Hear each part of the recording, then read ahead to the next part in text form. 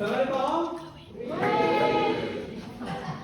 Eh bien, quand il pleut, au moins, ça rassemble. Parfait. Et bien, depuis 2021, des scientifiques de Bordeaux travaillent sur le projet Agner. Vous connaissez le projet Agner? Eh bien, c'est... Non, vous êtes sûr? Eh bien, c'est apprendre différemment avec les Néandertaliens. Ce projet, il a deux objectifs. Un, faire progresser la recherche sur les Néandertaliens, qui ont vécu en Europe et en Asie, entre 200 000 et 40 000 avant notre ère. Comprendre qui ils étaient hier nous aide à comprendre qui nous sommes aujourd'hui. Deuxième objectif, imaginer de nouvelles façons de partager ces connaissances, notamment par le biais du théâtre pour un grand public. Agner, c'est aussi une aventure collective. Les scientifiques de l'Université de Bordeaux ainsi que du CNRS travaillent au laboratoire PASEA. C'est un laboratoire qui travaille sur l'histoire des humains, de la préhistoire jusqu'à aujourd'hui. Donc ce sont de faux acteurs, mais de vrais chercheurs.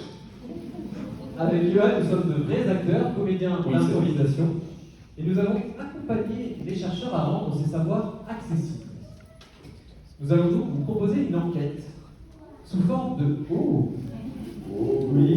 sous forme de grand quiz animé par deux vrais chercheurs. Je vous demande d'accueillir Priscilla et Clément.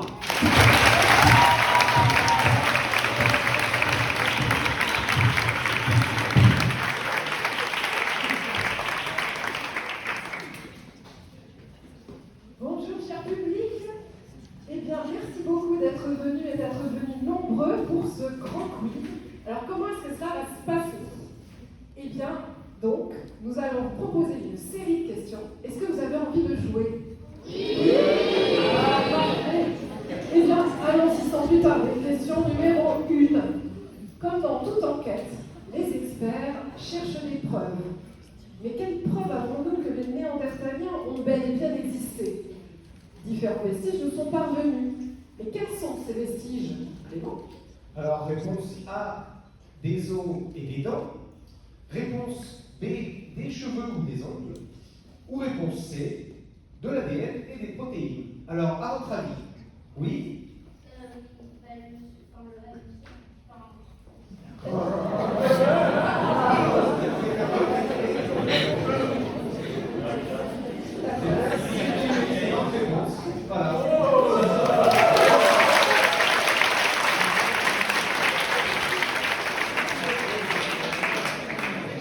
Et donc, effectivement, nous avons retrouvé des sépultures de Néandertaliens, mais aussi des molécules telles que l'ADN ou les protéines, que ce soit dans le sédiment, ou dans le sol, ou sur les fossiles. Alors, nous allons passer à notre deuxième question. La question 2 concerne les matières premières et donc avec les outils qu'ils fabriquaient. Les outils néandertaliens nous sont parvenus, nous en avons un certain nombre. Mais à votre avis, quelle matière les Néandertaliens ont-ils utilisé pour les fabriquer? Ah, attendez. Réponse A, du silex et d'autres roches. Réponse B, du bois. Réponse C, de l'os. Je vois que plein de personnes, plein d'enfants ont des... Allez-y, oui. Stop. Du silex et des os. Une autre idée? Du silex tout seul? Oui. Ah. Et là-bas, enfant? Tout le monde n'est pas tout à fait d'accord, mais malheureusement, nous avons une page publicitaire de nos annonceurs. La réponse après la pub.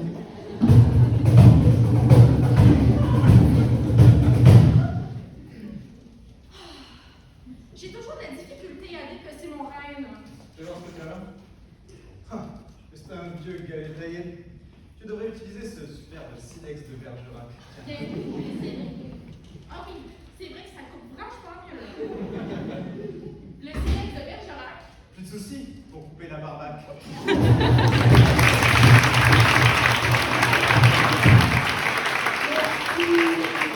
Merci beaucoup à nos sponsors. Et oui, vous l'avez compris, les Néandertaliens anciens utilisaient du silex, mais ils ont aussi utilisé d'autres roches, et du bois, et de l'os. Donc toutes les réponses étaient bonnes, vous avez tous raison, bravo.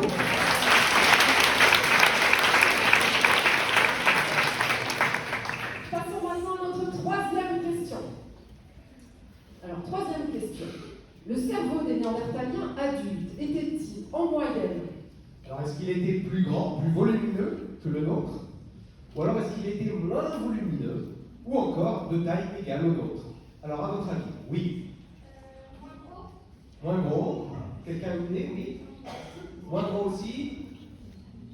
Allez-y, allez-y. Moins gros. Alors, quelle est la réponse à votre avis? Eh bien, en fait, il était plus grand, plus gros que le nôtre. Et en réalité, il avait une morphologie un peu différente, une forme un peu différente. Vous voyez, notre cerveau ici en bleu est un peu arrondi, assez élevé, assez haut, alors que celui des Néandertaliens était plus allongé et un peu plus bas, mais en termes de volume un peu plus gros. Voilà, c'était la bonne réponse. Alors, passons maintenant à notre quatrième question, qui concerne le milieu de vie et notamment les grottes. Est-ce que les Néandertaliens s'aventuraient dans les grottes? Alors, réponse A, non, certes non. Réponse B, oui, mais seulement à quelques mètres. Et réponse C, oui, en profondeur. Allez, on va faire participer un peu les parents, les adultes. Quelqu'un a une idée? Allez, non. Madame Orange, non, vous là avec le téléphone. Allez, on vous écoute, s'il vous plaît. Oui, à quelques mètres. Ouh. Allez, est-ce qu'un enfant aurait une meilleure réponse? Allez. Oui, en profondeur, bravo.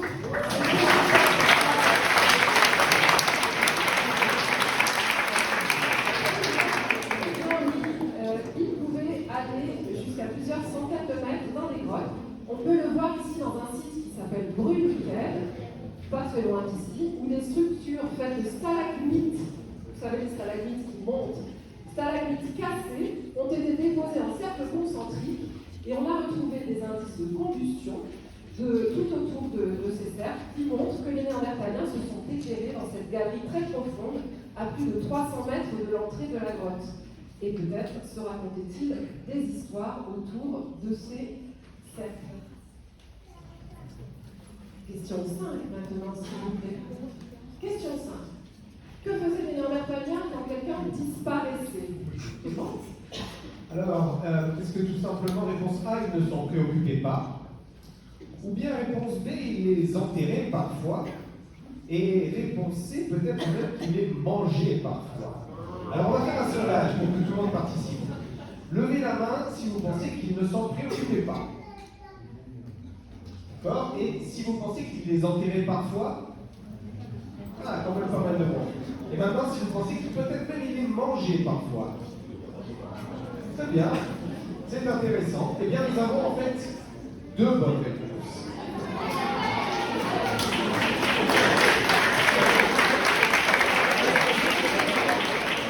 Vous l'avez vu dans une question précédente, nous avons trouvé des sépultures, donc effectivement, ils les enterraient parfois, et vous voyez un exemple ici. Et puis, il y a aussi des traces de découpe sur certains os néandertaliens, ce qui suggère que peut-être même qu'ils les mangeaient parfois. Alors tout de suite, nous allons passer à un extrait radiophonique de l'époque. Vous allez entendre, la qualité sonore est assez médiocre, mais le témoignage est exceptionnel.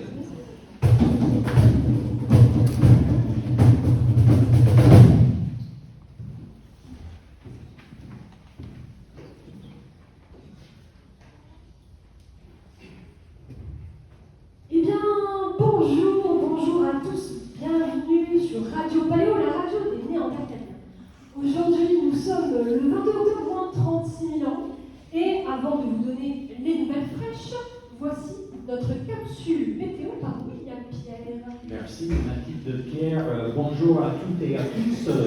Aujourd'hui, il fera moins 10 au Mousquier, moins 10 à Bruniquel et aussi moins 10 au Combronal avec encore de la neige. Mais préparez-vous pour un petit peu de douceur parce que demain, il fera 0 à Moustier. Donc préparez, sortez vos pots d'été et n'oubliez pas de bien vous hydrater. Et je vous rappelle qu'aujourd'hui, on fête la Saint-Pierre. Merci.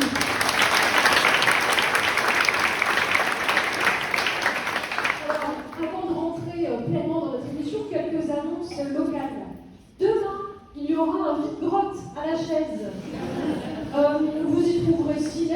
potanés, galétaniers, et pour les plus chanceux, peut-être qui arriveront assez tôt, quelques bois de règles. Le 21 juin prochain, fête de la musique, vous irez sûrement au concert sur la Pléistocène. Vous y retrouverez vos artistes préférés, notamment Tina Turner et puis la très fameuse Natacha Saint-Pierre-Talley. Un drame est survenu cette nuit. Le doyen néandertalien de la Corrèze est décédé. Il a été croqué par des hyènes des cavernes. Bon, alors c'était un vieillard, hein, il avait quand même 37 ans. Il a bien vécu. Ces obsèques auront lieu demain à la Chapelle aux Saints.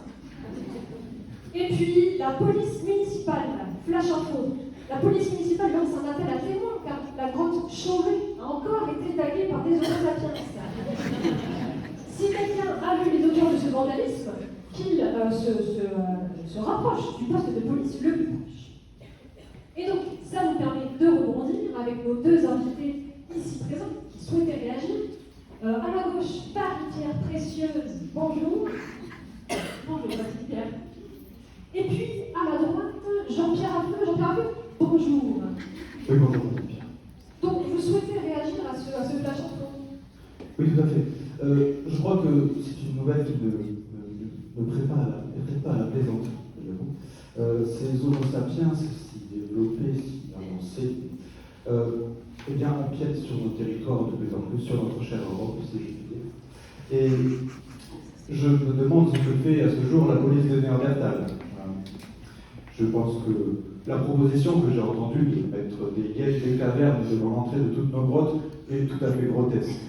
Et puis d'un point de vue personnel, je m'arrêterai là, je trouvais que cette grotte Chauvet ne nécessitait pas, pour être belle, ces graffitis, ces petits gribouillages que ces Homo sapiens s'appellent de l'art pariétal. C'était une touche personnelle, mais je laisse notre invité répondre. Il me semble bien précieux que vous n'êtes pas d'accord avec votre camarade. Ah oui, non, pas exactement. Moi je trouve que cette culture sapiens, c'est surtout leur art peut nous apporter beaucoup. Leur art, mais aussi technologie très diversifiée, je sens tout vraiment intéressante. Moi, j'aime particulièrement aussi leurs petits bijoux. Et je pense que ça ne ferait pas de mal, un petit peu de diversité, de mixité. Alors nous avons un auditeur sur la ligne, auditeur sapiens, Monsieur Drin, Armand Drin, qui souhaitait faire part d'un témoignage. Oui, bonjour Mathilde Pierre et merci de prendre mon appel. Je souhaitais réagir aux propos de vos invités, et tout d'abord à ceux de Monsieur Pierre Affeux.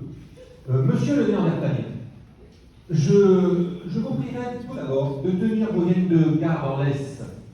J'ai entendu vos commentaires désobligeants sur nos peintures, dont la beauté et le réalisme sont incomparables vis-à-vis de vos graffitis, que dis-je, de vos vulgaires tags, dont on dit que vous êtes les auteurs, mais je n'y crois pas beaucoup. Mais ne vous y trompez pas, cher Néandertalien. Notre chaman nous l'a annoncé. Les générations futures paieront très cher, et je peux vous le dire, pas en cuisseau de reine, pour venir admirer ces œuvres d'art. Quant à Madame Pierre Précieuse, je l'invite à quitter ce monde de brebis, très vite, et à venir nous rejoindre dans la vallée du Rhône où nous séjournons actuellement. Nous pourrons ainsi peut-être partager nos patrimoines génétiques. À ce sujet d'ailleurs, Monsieur Pierre Affeux, de plus en plus de néandertaliennes vous quittent, pour nous les sapiens. Pensez-vous donc que... Écoutez. Mince, on a perdu la connexion avec Monsieur Drin. Ça, c'est bien dommage. Bon, et bien, ça sonne la fin de notre émission. Merci à tous et à toutes d'y avoir assisté. Merci aussi à nos deux compères présents autour de cette table. Et quant à nous, eh bien, écoutez, on se donne rendez-vous la semaine prochaine sur Radio Paléo. À vous les studios.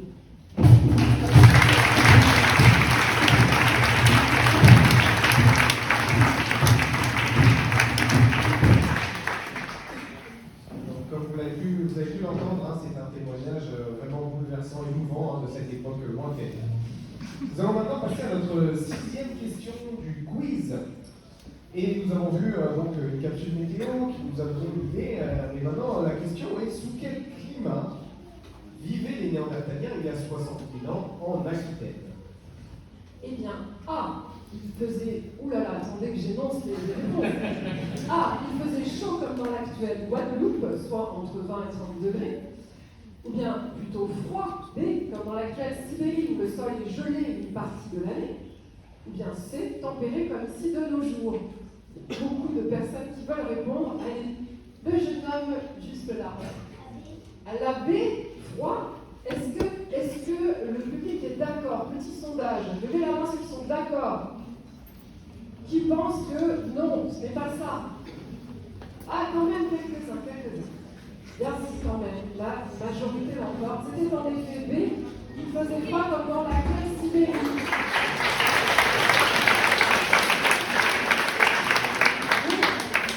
Attention, nous pouvons apporter quand même quelques nuances.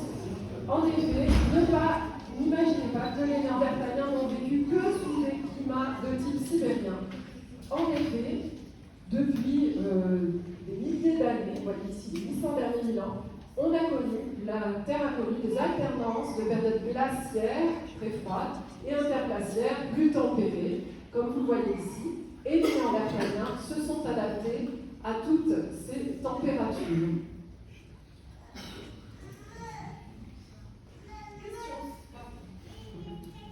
Question 7 maintenant.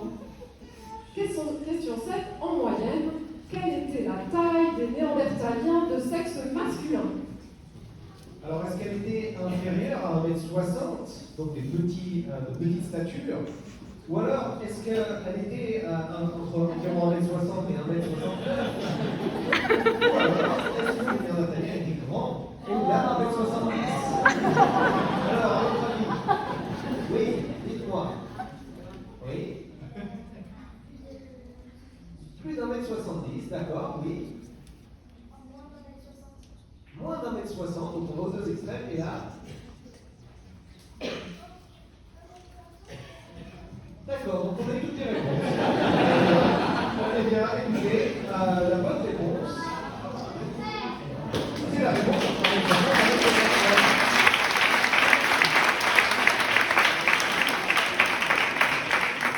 Donc cette stature un peu plus petite, un peu plus trapue, robuste, eh bien c'est une adaptation des Néandertaliens, notamment parce qu'ils ont vécu pendant des millénaires dans des climats très froids. Donc leur corps s'est adapté.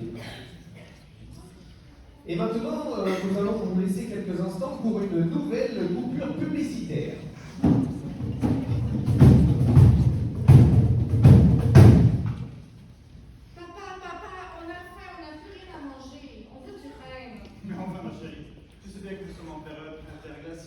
Il n'y a plus de rêve, ce n'est pas la saison. Et papa, ça dure longtemps cette période interglaciaire? Oui, ma chérie. On en a encore pour quelques milliers d'années. Mais ne t'inquiète pas, papa est prévoyant. Il en a gardé au congélateur. Avec les knackis de reine Néandertal. Bien meilleur qu'avec Quinoa.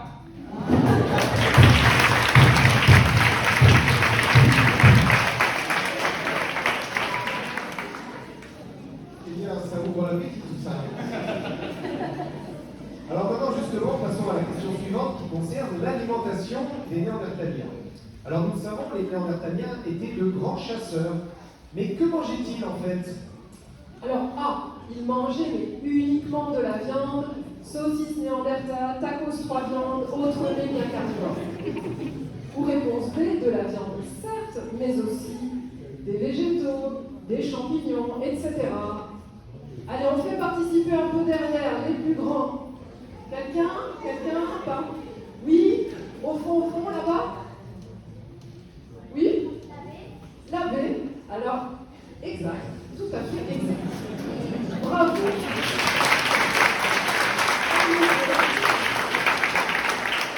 Les Néandertaliens avaient un régime alimentaire plus varié que ce que l'on a pensé pendant des années. Ils ne mangeaient pas que de la viande. Et, fun fact, il semblerait qu'ils consommaient vraisemblablement de la viande bien maturée, limite pourrie, et que cette viande était certainement habitée par de gentils petits asticots. Parfois.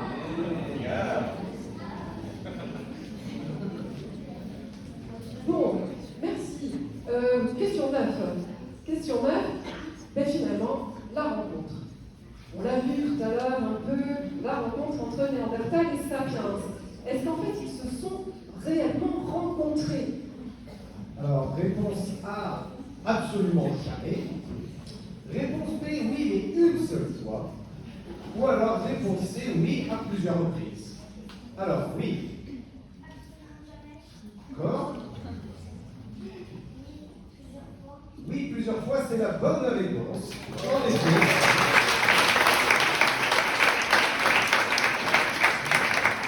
Nous savons, grâce à la génétique aujourd'hui, que eh bien, nous avons rencontré, nos ancêtres, du moins, ont rencontré les Néandertaliens quand ils sont arrivés en Europe. Alors du coup, puisqu'on sait qu'à plusieurs reprises ils se sont rencontrés, est-ce que Sapiens serait responsable de la disparition de Néandertal? Eh bien, nous avons retrouvé un extrait de procès de l'époque qui, vous allez le voir, est tout à fait éclairant.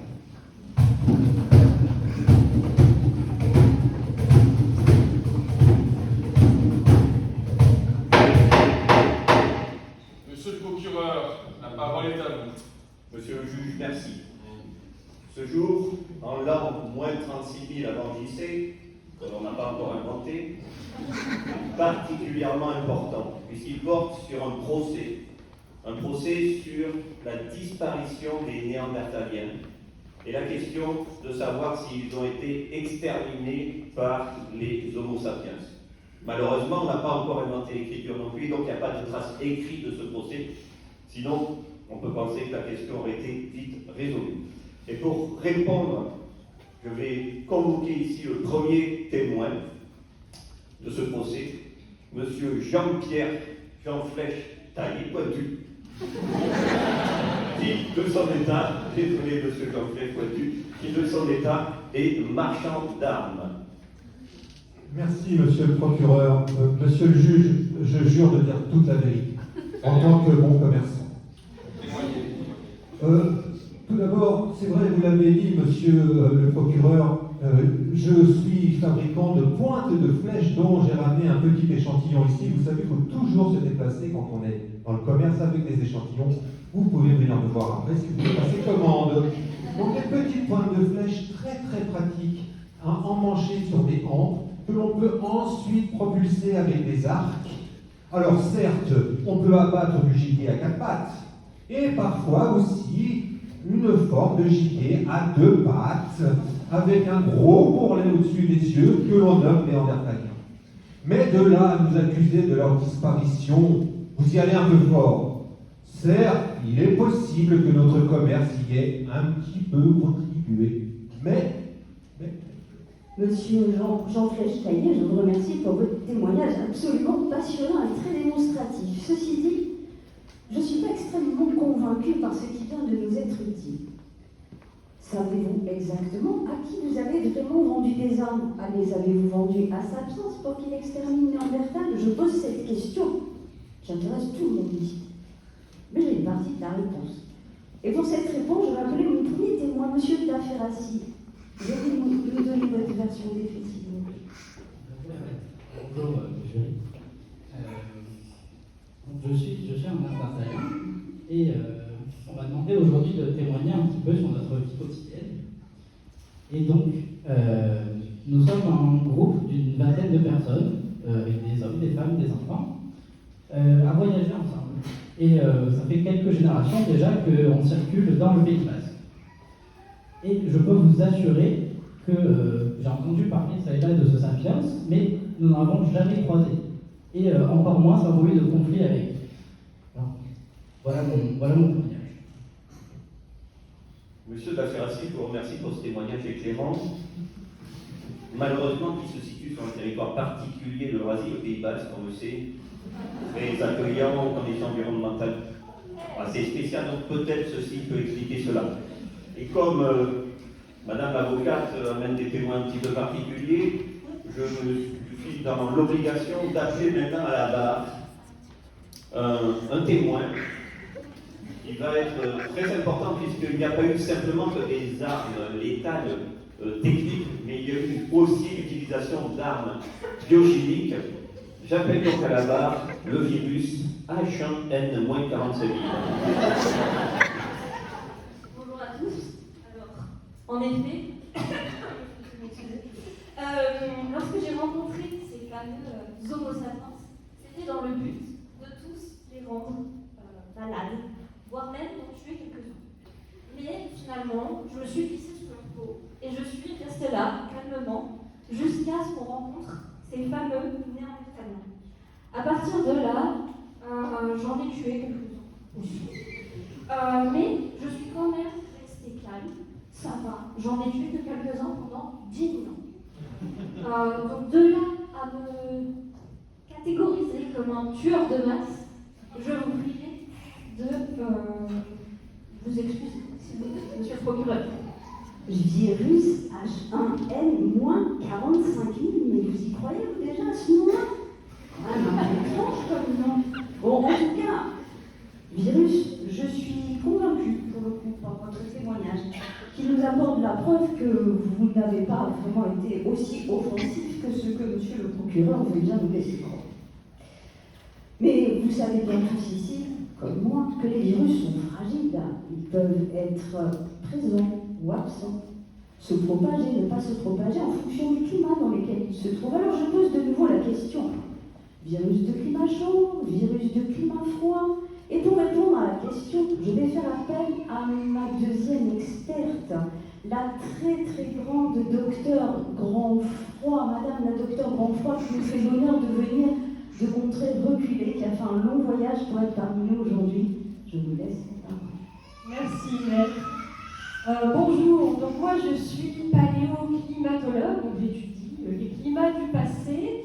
Et comme on l'a vu depuis le début, depuis l'apparition de la Terre, il y a eu des variations climatiques, des climats glaciaires et des climats interglaciaires. Bon, alors les Néandertaliens, eux, ont vécu la plupart du temps dans des climats glaciaires, qui étaient très froids, très secs, un environnement très rude, où les virus ne se propagent pas très bien. Et puis, Homo sapiens est arrivé en Europe, a rencontré les Néandertaliens aux alentours de 46 000 ans, à une période où le climat se réchauffe un petit peu. Voilà, un réchauffement climatique très court, très bref. Et donc, si je comprends bien, vous pensez que, alors certains gens pensent que les virus apportés par les Homo sapiens, comme on l'a vu avec ce virus-là, terrifiant. Regardez, c'est terrifiant. Donc, les Homo sapiens viennent avec un virus, rencontrent les Néandertaliens, ce virus profite d'un réchauffement du climat pour infester tous les Néandertaliens et les décimer dans la seconde. Alors, moi, j'y crois pas du tout. Non, j'en doute vraiment. Voilà, ce n'est pas pour moi le virus responsable. C'est bon? Madame Grandfroy, je vous remercie beaucoup pour votre témoignage. Je remercie aussi beaucoup l'avocat de la partie civile d'avoir sollicité Madame Grandfroy pour ce témoignage éclairant où elle nous a parlé de dizaines de milliers d'années, de secondes, de milliers d'années. Personnellement, moi, je n'ai rien compris à cette histoire. Il prouve malgré tout que ce virus H1N-45 000 a fait son travail.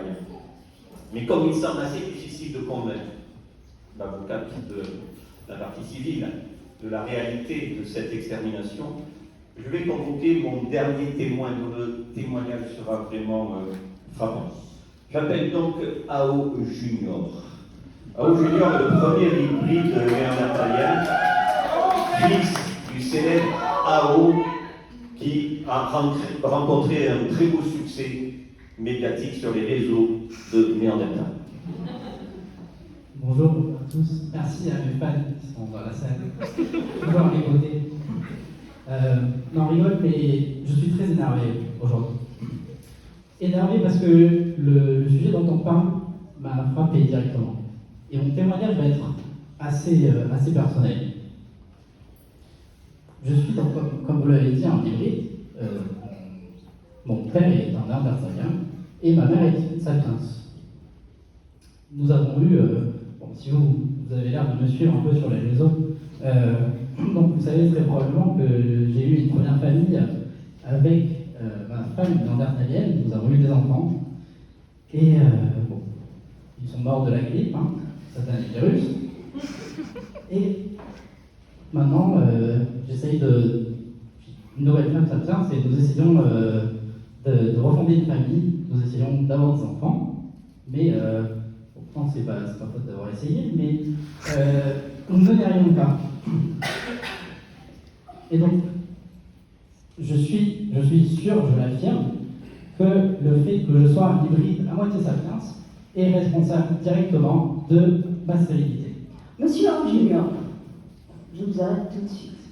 Et monsieur le procureur, je me permets de vous dire que la vie intime de vos clients ne nous regarde pas.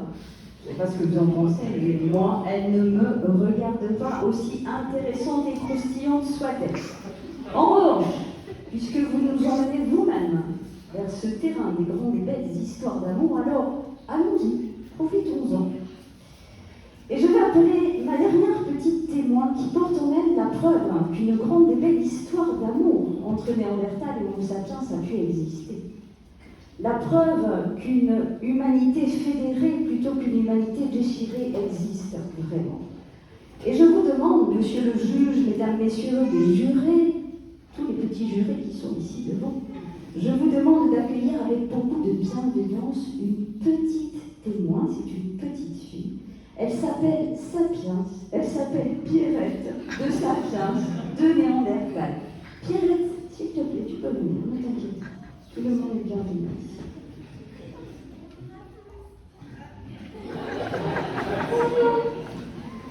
Oui, je suis très impressionnée, il y a beaucoup de gens aujourd'hui.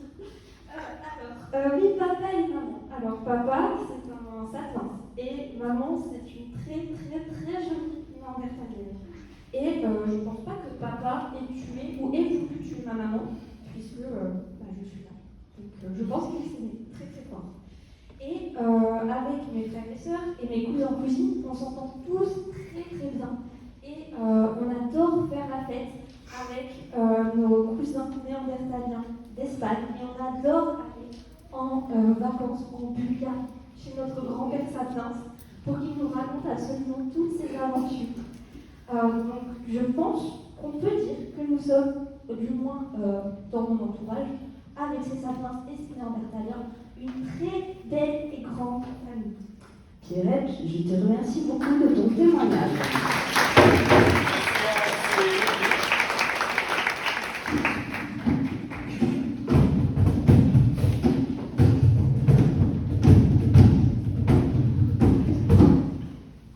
Donc nous venons là d'écouter un extrait de procès qui est vraiment édifiant et qui nous permet de conclure que, eh bien, oui, probablement, Homo sapiens est en partie responsable de la disparition des Néandertaliens. Mais les causes sont quand même plus complexes et multiples que ce que l'on pouvait penser. Et encore aujourd'hui, nous n'avons pas une raison exacte, en tout cas des explications très précises quant à cette extinction. Mais d'ailleurs, on peut se poser la question, est-ce que cette rencontre entre sapiens et néandertaliens n'a eu que des effets négatifs? Ce qui nous amène à notre dernière question. La dernière question, c'est quel pourcentage d'ADN néandertalien avons-nous encore en nous? Eh bien, est-ce que nous n'avons finalement plus rien, 0%, réponse A, ou bien B, entre 2 et 4%, ou bien C, plus de 20%? Alors, comme c'est la dernière question, je vous propose de faire un petit sondage. Qui pense qu'il s'agit de la réponse A? La réponse B? La réponse C? Eh bien, encore une fois, la majorité est parlante, puisqu'il s'agit bien de la réponse B.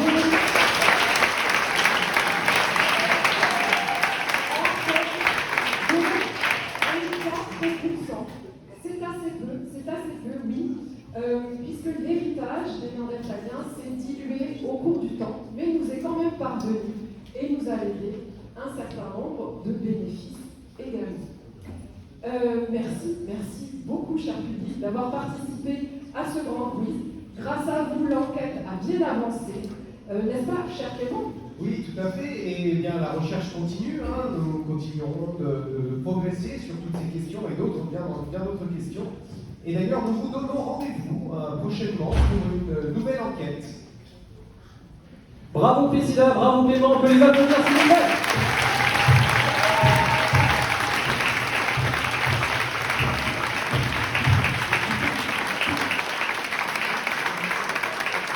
Est-ce que vous avez aimé les enfants? Vous avez tout compris? Il y aura un contrôle demain matin. Ok. Très bien. Bon, eh bien on va demander à la troupe de vrais chercheurs et maintenant de vrais acteurs de venir pour les saluts de vrais comédiens.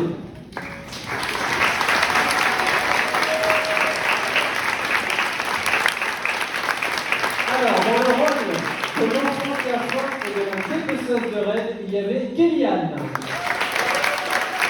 Dans le rôle du conseiller en silex de Jean-Pierre Affreux et du papa Néandertal, il y avait Quentin. Dans le rôle de Marie-Pierre Précieuse, Juliette. Dans le rôle de Monsieur Météo, il y avait Will. Dans le rôle de l'avocate, Christine. Dans le rôle du procureur, Bruno. Dans le rôle de l'animatrice radio et docteur Grand Froid, Mathilde. Dans le rôle de Haro Junior et de Monsieur de la Ferracie, il y avait Lucas. Dans le rôle très flippant du virus et de l'enfant hybride, il y avait Amel. Dans le rôle de Armand Brun, de Monsieur Flèche Pointue et de la Percu, il y avait Jean-Philippe.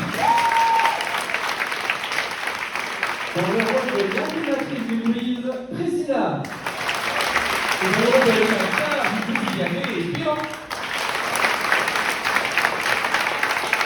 Place à Priscilla pour quelques mots de remerciement. Eh bien, merci, grand merci au nom de toute l'équipe ici présente. D'abord au Musée d'Aquitaine pour son accueil très chaleureux dans ce lieu magnifique. Voilà, on a passé une excellente journée. Merci à la région Nouvelle-Aquitaine qui soutient le projet ADNR avec l'Université de Bordeaux. Merci aussi au grand programme de recherche HumanPass qui nous accompagne dans cette aventure scientifique inédite. Et bien sûr, un immense merci à toutes celles et ceux du labo PASEA qui rendent ce projet possible, à nos tutelles, l'Université de Bordeaux, le CNRS, le ministère de la Culture. Enfin, un remerciement tout particulier au personnel administratif de PASEA, ici quasi au grand complet. Merci à nos collègues du département des sciences archéologiques et de la direction de la communication de l'Université de Bordeaux pour avoir si bien diffusé l'info. Bien sûr, énorme merci à Johan et Eric de l'association Republique d'avoir accepté de relever le défi d'accompagner une troupe de néophytes complets, enthousiastes mais néophytes, faut bien le dire. Et bien sûr, merci à toutes et tous pour vos attentions, les grands comme les petits. L'accueil que vous avez réservé à notre troupe de faux acteurs mais de vrais chercheurs était remarquable. Et pour continuer les échanges, on vous donne rendez-vous autour d'un cocktail. Alors il faudra marcher un petit peu puisque le cocktail est dans l'atrium de la Faculté de la Victoire à un arrêt de tram d'ici. Donc on vous donne rendez-vous, le temps de plier bagages, dans, allez, une petite quinzaine de minutes, 20 minutes maximum. À tout de suite. Merci.